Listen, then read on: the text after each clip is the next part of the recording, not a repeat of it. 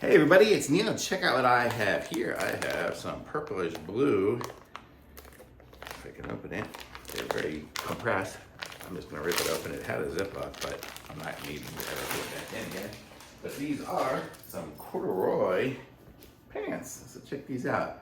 You can see it's got that corduroy feel to it, but it also is kind of like lounge pants, so they got some stretch and stuff like that to it. So I'm gonna try them on here. I'll just put them on over these sweat shorts for just now so you can get an idea of what they look like. These are some kind of lounge pants anyway, but ooh, these are comfortable and they're good. They're nice. They got a good thickness to them. Let me see. Can you see the back here? Yeah. So it's got a little cuff down here, so it'll kind of keep it closed. Little puppy, and it's got a string tie here. Little leather patch there to just make it look a little classy. Pockets are good. I'll be able to fit my phone or whatever in there if I go out. Got a couple of back pockets too if you want to use those. And you can see I think I got a large, and I'm about 190 pounds. I do have shorts on underneath, so it's a good size.